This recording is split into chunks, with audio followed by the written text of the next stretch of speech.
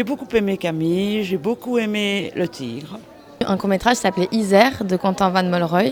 Je veux savoir ce que vous pensez sur celui-là. Ben écoutez, j'ai beaucoup aimé, c'est le genre de sujet qui m'intéresse beaucoup. La vie de quartier, les gens qui vivent dans des difficultés, etc. J'ai trouvé ça plein de finesse, très très très bien fait. C'est très émouvant et moi j'étais presque au bord des larmes parce que oui, malgré mon âge, je trouve que tout le monde a le droit de vivre sa sexualité comme il l'entend. Alors je m'appelle Quentin Molvanroy et je suis le réalisateur du court-métrage Isère, qui est un court-métrage documentaire qui est en compétition nationale donc au BSFF. Alors Isère, c'est l'association Alias qui est venue vers moi parce qu'ils connaissaient mon travail et ce que je faisais. Et ils m'ont demandé si je voulais accompagner une travailleuse du sexe sur plusieurs jours pour parler d'une enquête qui était en train d'être réalisée entre Alias et les travailleuses du sexe d'Isère. Je me voyais mal dire non tellement le sujet était important et aussi je ne savais pas dans quoi je m'engageais, donc ça c'était très intéressant aussi. Et aussi comment est-ce que moi, quelqu'un d'extérieur, je pouvais y mettre ma patte et je pouvais y mettre mon regard.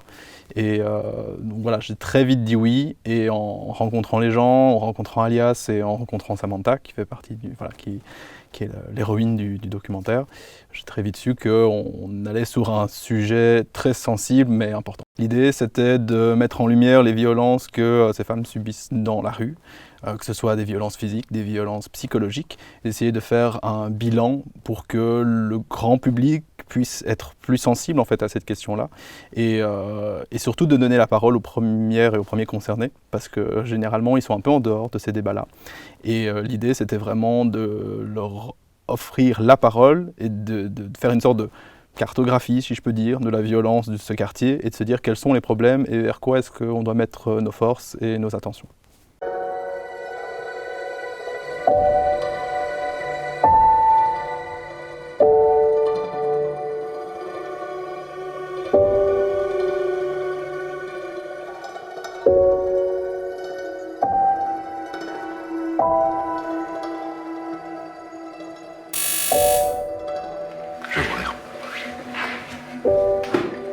Le principe du film, c'est de donner l'envie à ces filles de parler.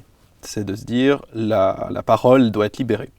Et sous quelle manière? C'est en parlant à des gens, c'est en parlant à des associations, c'est en comprenant qu'il y a des associations comme Alias qui sont là pour les aider. Et je pense que c'était important que ce soit fait de cette manière-là. Et j'avais envie que ce soit une parole entre Alias parce que je ne me voyais pas lui poser les questions. C'était pas mon rôle. Moi j'étais là pour filmer, j'étais là pour mettre en image cette histoire.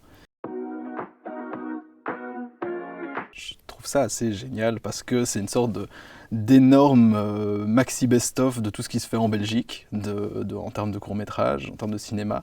Et on peut à la fois dans une séance passer d'une comédie hilarante à un drame, un film d'animation, un documentaire. C'est vraiment, ça brasse énormément de choses. Et donc je suis très content d'être cette année déjà pour pouvoir montrer le film à un public différent. C'est-à-dire que les séances qu'on organise, c'est des séances où on invite parfois des associations ou d'autres publics. Donc là c'est vraiment un public extérieur à ce sujet-là, donc je suis déjà très content.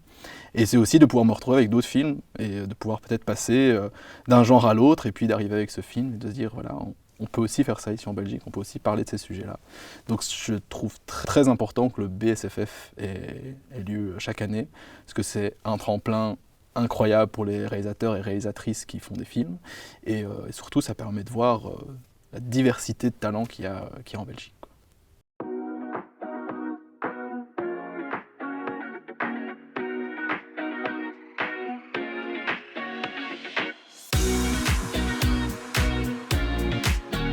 Autorel, je suis auteur-réalisateur et vidéaste sur le web.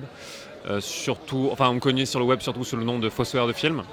J'ai une chaîne YouTube, Lapsus, qui s'appelle Le Fossoyeur de film et que je fais depuis 2012, qui est consacrée au cinéma, et surtout le cinéma de genre.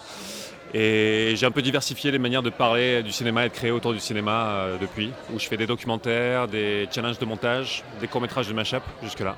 Et à côté de ça, je bosse aussi sur de l'écriture de livres et des courts-métrages, en dehors de la chaîne. J'en fais pas souvent, mais ça m'est arrivé quelques fois. Et chaque fois, c'est très différent. C'est marrant parce que selon le festival, selon le jury, vraiment, il y a tout de suite une dynamique un peu différente, c'est vraiment spécifique à l'événement qui se crée. Et j'ai pas encore d'ailleurs rencontré mes collègues jurés. Et je suis très curieux de savoir quelle dynamique il va y avoir et j'espère qu'on va pas être d'accord. J'ai l'impression qu'il y a beaucoup de gens qui voient le cours comme un tremplin vers quelque chose où il y a moins de budget, moins de contraintes peut-être. Du coup, c'est plus une marmite d'expérimentation. Mais moi, je le vois vraiment comme une fin en soi. Tu as une idée et elle est appropriée pour un court, un moyen, un long, enfin, quel que soit, tout est au service de l'idée. Welcome to the open air one session of the Brussels Social Festival.